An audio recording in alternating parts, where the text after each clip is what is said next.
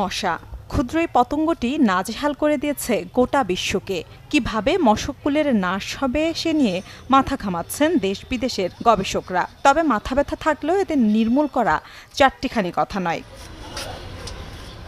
গবেষণা বলছে পৃথিবীতে মানুষের আগমনের আগে থেকেই মশা আছে।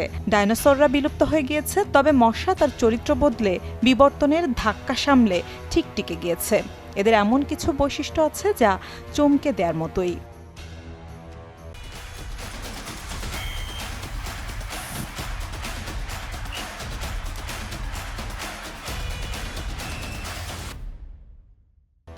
মশার কামড়ে মানুষের জ্বর হয় ঠিকই, তবে রক্ত চুষে মশারও নাকি জ্বর আসে। যদিও আমেরিকান মসকিউটো কন্ট্রোলের গবেষকরা জানাচ্ছেন এটা ঠিক জ্বর নয়। মানুষের শরীরের উষ্ণ রক্তপানের পরে মশার শরীরের তাপমাত্রা বাড়তে থাকে। এই কারণে রক্ত খাওয়ার সঙ্গে সঙ্গেই স্ত্রী মশার শরীরে হিটশক প্রোটিন তৈরি হয়, যা তাপমাত্রা নিয়ন্ত্রণে রাখতে সাহায্য করে এবং রক্ত সহজে হজম করায়। গবেষণা বলছে মানুষের শরীরে গন্ধ, তাপমাত্রার বদল ও শ্বাসের সঙ্গে নির্গত কার্বন ডাইঅক্সাইডের গন্ধ পায় মশারা।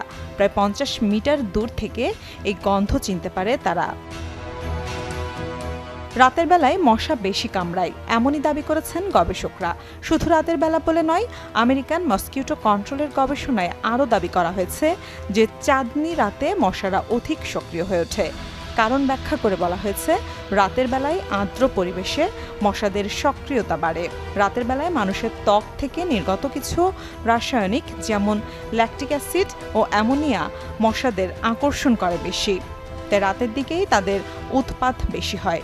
গবেষণা বলছে ও গ্রুপের মানুষকে মশা বেশি কামড়ায় তুলনায় কম কামড়ায় এই গ্রুপের মানুষদের। গবেষণায় উঠে এসেছে আরও চমকপ্রদ তথ্য।